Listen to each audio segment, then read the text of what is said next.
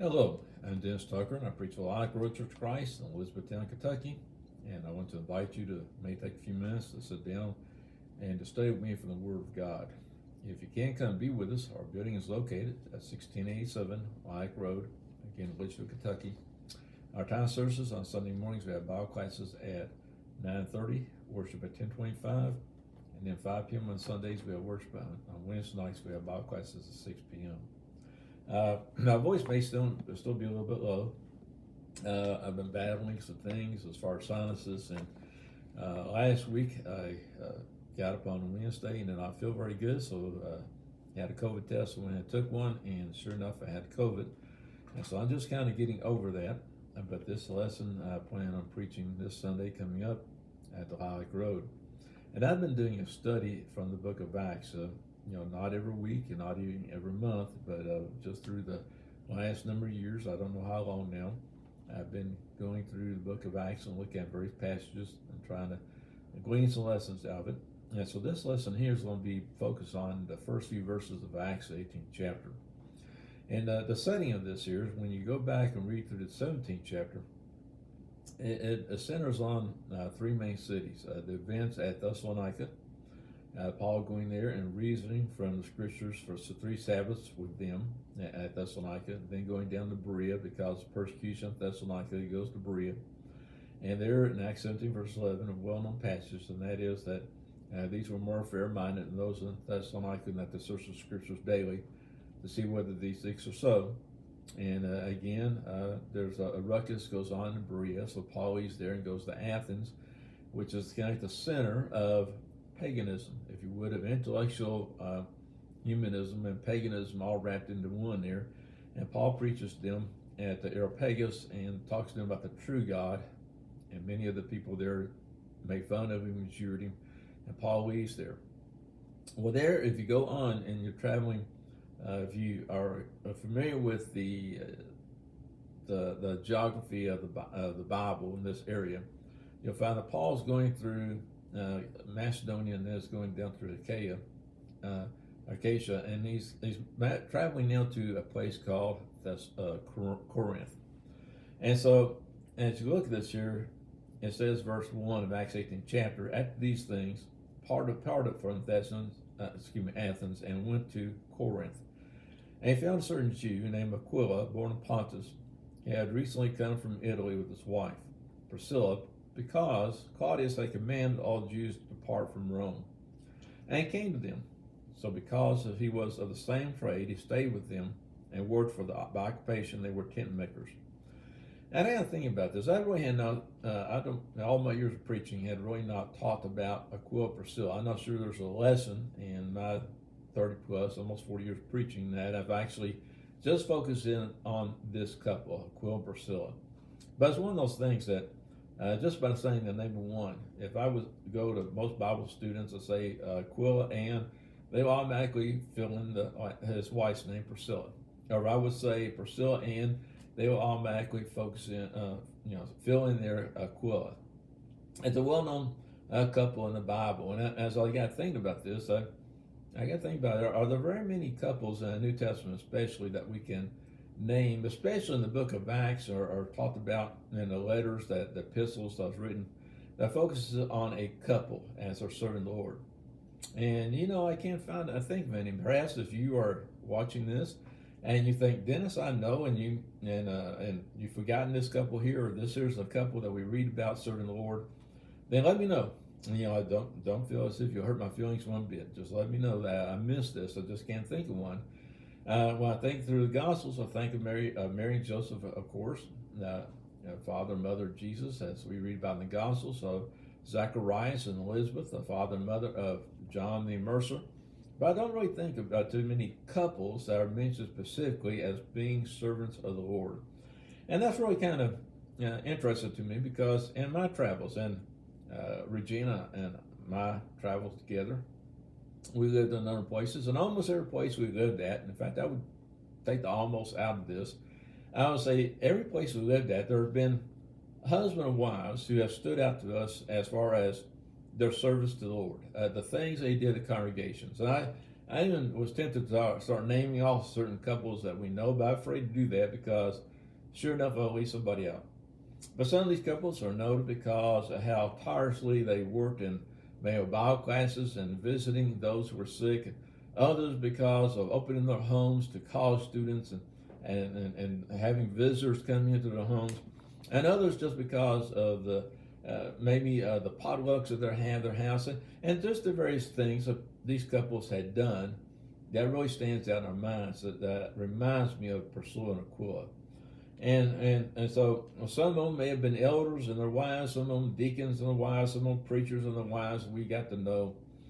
And basically they just use their home and their relationship to do the Lord's will, do the Lord's work. And congregations are blessed when they have people like this. And so let's look here at Priscilla and Aquila. And first off, some background about them that we read about and what we know about this couple. Now, it mentions to us Aquila, and his name, by the way, that is supposed to mean eagle, okay? And so eagle is what his name means. And it says that he was a native of Pontus. Again, probably doesn't mean a whole lot to you. But if you are familiar with the Bible geography, you have over here, let me just say it like this, you have over here was Israel and Jerusalem, and above here you have Syria, Antioch. And if you go on around here, you have the Galatia region, and then go on around here, you have Asia Minor. But Pontus is going to be way up here. There will be above the Asia Minor and the Galatia region. Is where he's at. Northern Asia Minor is really where they're at here. And the people on the day of Pentecost in Acts 6 chapter verse 9, being there at Jerusalem, that's one of the places mentioned as far as Jews coming from there to Jerusalem to observe the day of Pentecost. And so they heard the gospel sermon on that occasion. And later on, Peter mentions Christians. In 1 Peter 1 verse 1, he said, Peter, an apostle of Jesus Christ, to the pilgrims of the dispersion in Pontus. And then he goes ahead and mentions Galatia and Cappadocia, Asia, and Bithynia.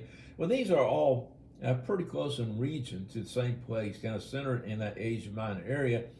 But the phrase there, the pilgrims of the dispersion, that is, the Jews that have been dispersed in that area.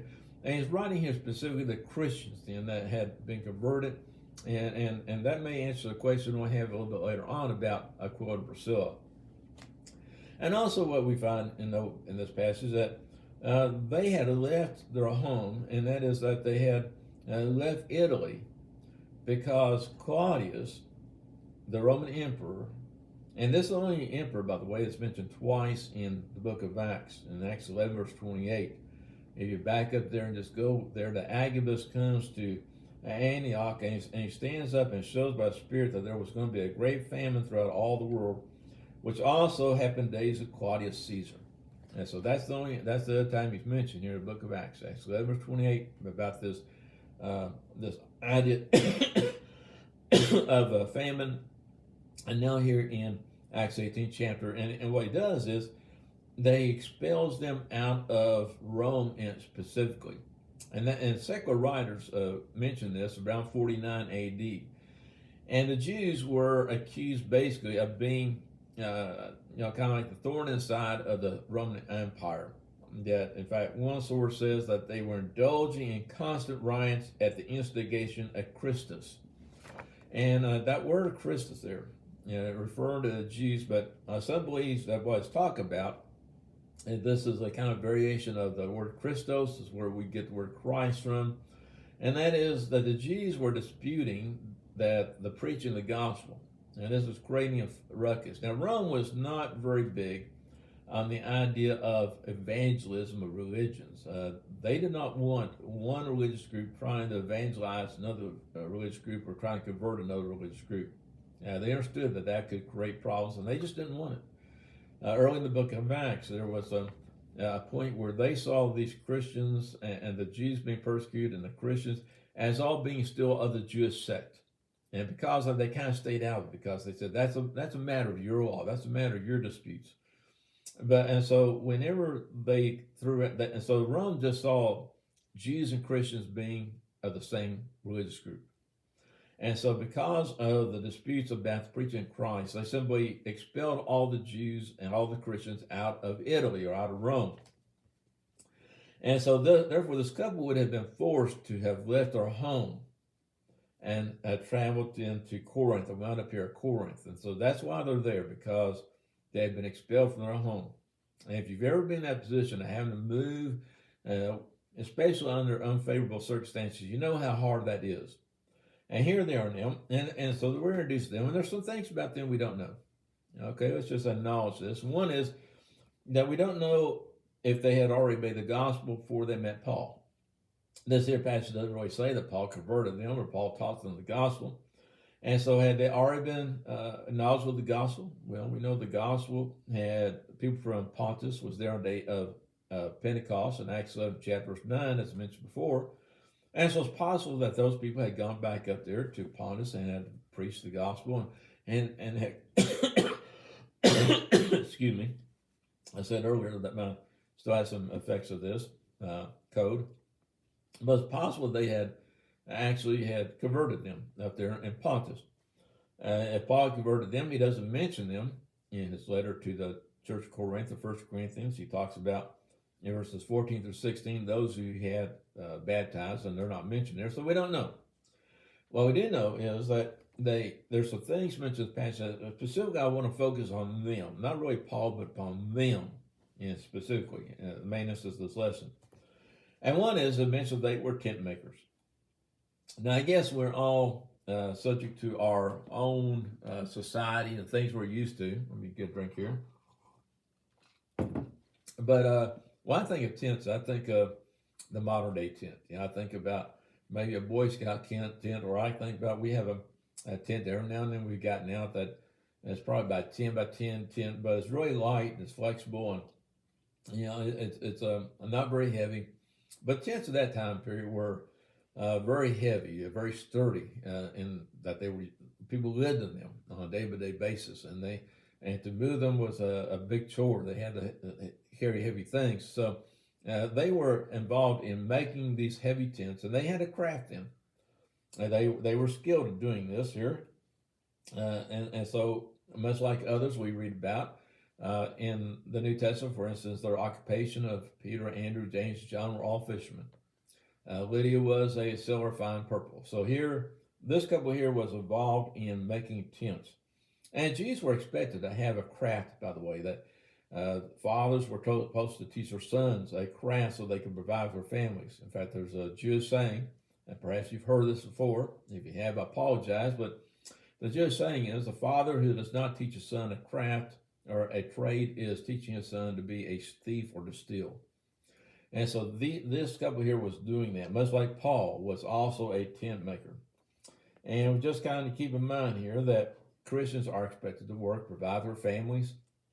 And there are passages in the Bible that talks about this responsibility in 1 Timothy 5, verse 8. But if anyone does not provide for his own, especially those of his household, he has denied faith and is worse than unbeliever. And in Ephesians 4, verse 28, let him who steals still no longer, but let him labor, working with his hands what is good, that he may have something to give him who has need. And so Priscilla and Aquila are doing this. They're providing for themselves. They're providing to help others, apparently. So they worked. But not only that, but also they worked together. And I think that's important here because we see them and we think of them as couples working together. Again, as I start off this lesson, that there are couples that comes to mind because they worked together in their homes, in the church, in helping others. They simply were a team working together. And married people, now people before you get married, you should ask yourself the question, will this person work with me? We have to think about the romantic idea of love and how we look at somebody and see that they're handsome, they're pretty, and we like them. But we need to ask the question, will this person work with me? The traits over in Ephesians 5th chapter. You start there in Ephesians 5th chapter and read about verse 21 or 23 down to the end of the chapter. It talks about the husband-wife relationship. It makes a comparison there between the husband-wife relationship and Jesus and church. And that's the emphasis Paul's giving here. If you understand the relationship between husband and wife, then you understand the relationship between Jesus and his church.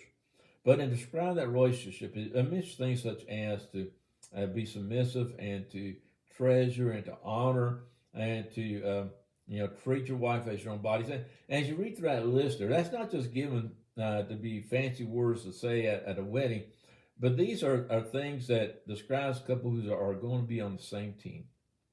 They are going to be working together. They're not going to be working against each other or to help be a hindrance to each other. They'll actually help each other. And I do admire couples that when I see them, that I see that they have that ability to actually work together. And so that's what they're doing. And not only that, but also they work together and with Paul. And that both are making tents and in the spread of the gospel. Now, was Paul a tent maker or an apostle? And it's not either or, is it? But when you think about it, was Paul primarily a tent maker, or was he primarily his main focus on preaching the gospel? Well, we understand that with Paul, it was on preaching the gospel. Well, what would we say about Priscilla and Aquila? Were they tent makers or were they Christians? Okay, not either or, but primarily. Which one was the focus of their life? Was it on them making tents or them being Christians and serving God? And I think as we look at this here, we say, well, there was an idea of them being serving God. That's what the primary focus was. And so, what would they say? I think they would say they were Christians. That was their main focus. I remember growing up that my parents talked about somebody they worked with at the factory, and they mentioned he was a preacher. He was preaching at a congregation. And being a child, I thought you said he was a preacher, but he's working at a factory. How is that? And I had kind of like an either or, but this man honestly considered himself first primarily as a preacher and then as a worker that was providing for his family outside of preaching. And so it kind of goes to a question I've heard many years ago, when somebody said, could somebody be a teacher and be a Christian and go to heaven? And so can somebody be a policeman or a soldier or a farmer or almost any other occupation and be a Christian and go to heaven? And you often think, well, that's a slam dunk. I mean, yes, they can. But actually, the answer is no. And what they can be is they can be a Christian who is a teacher and a Christian who is a policeman and a Christian who is a soldier or a Christian who is a farmer, and they can go to heaven. But their primary focus is, and goal in life is to go to heaven. Their job, their primary vocation is being a Christian. And so that's what they're doing here. They're working together with Paul in the spread of the gospel. And they worked with, and another thing is they worked together with Paul in his travels. And if you go on in the book of Acts in the 18th chapter, verse 18, it says, so Paul still remained a good while. And they took leave of the brethren and sailed for Syria, and Priscilla and Aquila were with him.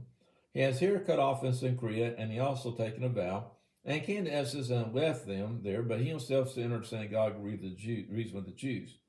Now again, my main focus here is on Aquila and Priscilla, not what Paul's doing here, but as you look at it, they're forced to leave Rome. They go to Corinth, and then they leave Corinth and go to Ephesus. And what I notice here is that their religion traveled with them. Some Christians, for various reasons, that their commitment seems to stay at one place. And when they move someplace else, especially under dire circumstances, under persecution or under bad circumstances, it seems like that commitment has not remained there, that it wanders away or it becomes less. And as we look at it, we see that this couple, as their travel, is working together in the Lord, no matter where they're at. The religion, another word I could use here, is portable. And that is, it goes with them. And there are couples, again, that have noticed that maybe they spend most of their lives in one place and then they move someplace else. And there are some that they just don't have the same zeal and enthusiasm for the church. They're just not as commitment. And there are other couples that they just pick up the mantle and they just keep on going. They just keep on working to serve God. They're working to serve God. And then not only that, but also as you go on, they work together for the truth. Now, there's a number of lessons out of this next passage I can bring out. But again, I'm focusing on Priscilla and Aquila. But in verse 24, Acts 18 chapter, it said, now a certain Jew named Apollos, born in Alexandria, an eloquent man and mighty in scriptures, came to Ephesus. This man had been instructed in the way of the Lord, and being fervent in spirit, He spoke and taught accurately the things of the Lord, though he knew only the baptism of John. So he began to speak boldly in the synagogue. When Aquila and Priscilla heard him, they took him aside and explained to him the way of God more accurately. Now here's a man that is an accomplished speaker. You say he's eloquent. That means he's been trained probably in the idea of speaking, and that he was good at it. Sometimes I'm talking about preachers, and somebody says, "Well, that young man, that he's going to be something one of these days." Or you may look at an older preacher and say, "I bet that in his prime he was really something." And that's being something that may have been only in one day, but people think about when the preacher hits a stride, when he's really doing the best. Well, Apollos here would have been in that stride point. He was eloquent, but he had a problem, and the problem was he was limited in his knowledge. He was limited in his knowledge. And just notice here how they handled this. There's that they took him aside and explained to him the way of God more accurately. And that is, they took the opportunity not to chastise him in public, not to make a big deal about this in front of everybody else to shame Apollos, but they took him aside and they explained to him the Word of God more accurately. Now, there's a lot of risk involved in doing that on both sides. Sometimes preachers, and especially well, I just feel like preachers sometimes can be defensive.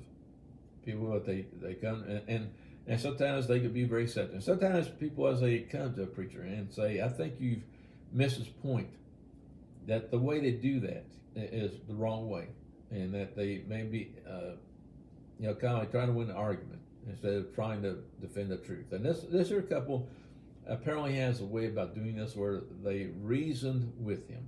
They explained to him the Word of God more accurately.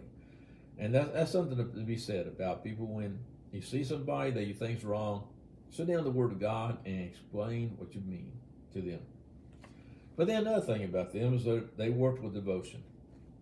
If you go to another passage over Romans 16th chapter, and verses 3 to 5, we pick up there, and they're mentioned here in this passage. And Paul writing to Rome said, "Greek Priscilla and Aquila, my fellow workers in Christ Jesus, he risked their own necks for my life. To him not only I give thanks, but also the churches of the Gentiles. Likewise, greet the church that is in their house. Greet my beloved Pantius, who is the first fruits of Acacia, to Christ." And what stands out to me in this, there's two things in particular that stands out to me about them in this passage. And one is, it says they risked their own lives for Paul. We don't know exactly what he's talking about. Was this at Ephesus? 18th chapter, 19th chapter, find that there was a riot, 19th chapter especially, a riot at Ephesus, and Paul was in danger there. Was that because, was it that occasion? Was it another occasion that the Acts just does not mention? We don't know, but this is real.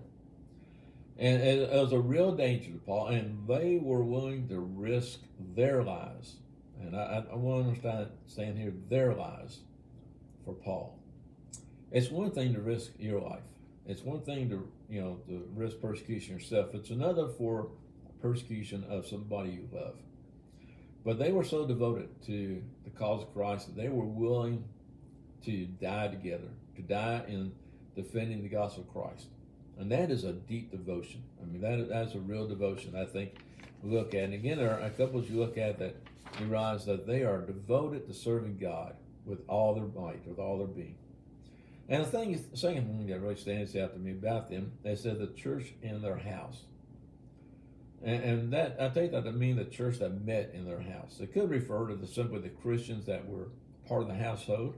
Okay, I'll grant that. The other way of reading that is that the brethren were meeting together at their house. Keep in mind, in the first century, they didn't go out just buy a church building. They didn't go out someplace and put up a sign that said Church of Christ meets here or the Church of Rome meets here. They were meeting in homes and sometimes in private, secret places because they were facing persecution. And so they were allowing the brethren to come to their house. Have you ever had a great group of people over to your house? And what do? Well, a lot of times you start thinking about this. What if the church where I meet at, what if they were going to meet in my house? In my residence? What would that mean? One place I was tried out at many years ago, they had a small congregation. They bought a house. They had renovated it. and made part of it into, tore down a couple walls, made an auditorium, had a room or two for classrooms, and then the rest of the house they left alone, the kitchen, bathrooms, and a couple other rooms. And their idea was that whoever they hired, if it was me or another young preacher, that he would live in that house, that they would, have their worship services and use the auditorium and use the classrooms. But I'll just use me for example. I would have a bedroom there, and I would may have a study in the other room, and I would have the kitchen, and so that'd be the way they could provide for him without him having to go out and get an apartment or a home or anything like that. And I got thinking about that, what that'd be like. And that means 3 times a week, Sunday morning, Sunday night, Wednesday night, brethren would be coming into my home. And that means I could have just had dirty dishes lying around, or I wouldn't feel good. My rooms had to be straight and clean and things on that. And I just think about how inconvenient that would be. Again, if the church that you worship with, that they would say, let's go to your house next Sunday, let's worship there.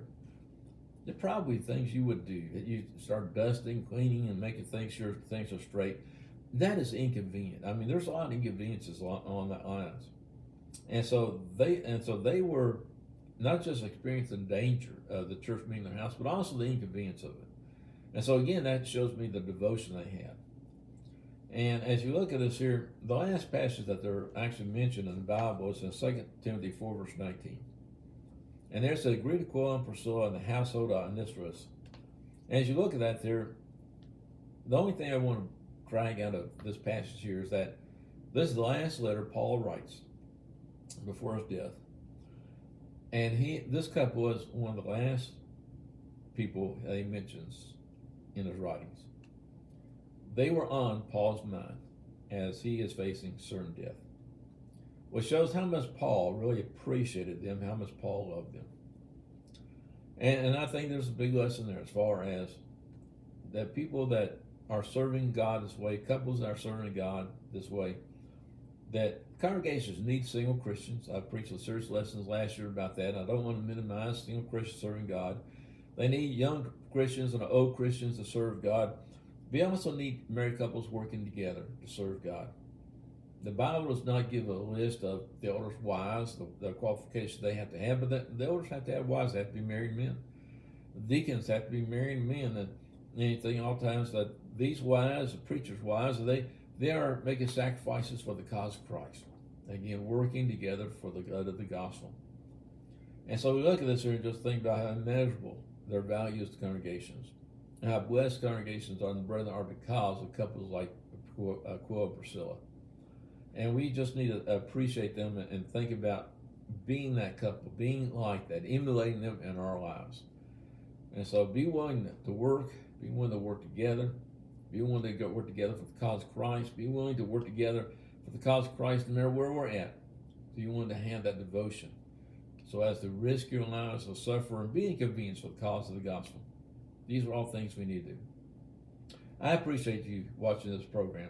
If you can, come be with us again on Lilac Road. Our building is located at 1687 Lilac Road, Litchfield, Kentucky. Sunday morning Bible classes at 9:30, worship at 10:25.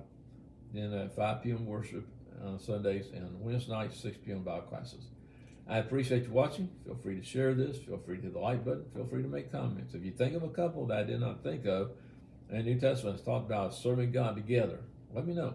I appreciate you telling me. I hope you have a good day.